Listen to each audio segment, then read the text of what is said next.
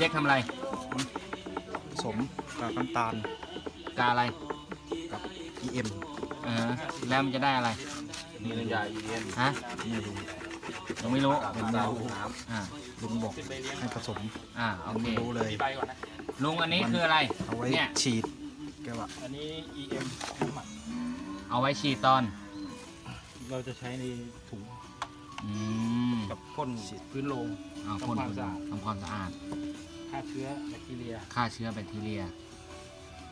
อันนี้เราจะฉีดตอนที่เราคุมหลังคาแล้ว โอเค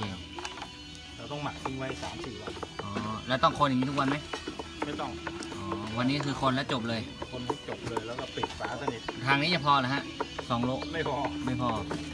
โรงเดียว ลงเดียว ทีนี้ถ้าไม่พอก็ให้หมักเพิ่ม เพราะว่าหมักทิ้งไว้เลยเนี่ย อืม มันมีอายุต้องใช้ ฉีดเฉพาะหรือว่าไอ้ผสมอีกพอไปฉีด นี่หัวเชื้อ1 ลิตรผสมน้ำ100 ลิตร อ๋อ พอ อันนี้พอ นี่จะเป็นหัวเชื้อ อันนี้คือ1 โลงพอ เนาะ อ๋อพอผสมน้ำนะ100 ลิตรแล้วก็ใส่ในถุงเนี่ยถุงหนึ่งจะใส่ประมาณแก้วนึง นู่น หลังจากกรอกเสร็จแล้วนะ ยกถุงเข้าโรงแล้วนะก็เทไปเลยเทใส่ถุง ประมาณนั้นนะ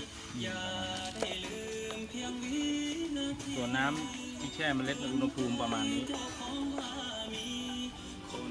อ๋อ น้ำอุ่นนิดนึง น้ำอุ่นนิดนึงแต่ก็แทบจะเป็นเขาเรียกว่าอะไรนะ บรรยากาศปกติอ่ะอืม เอามือมาสิ ไม่เย็น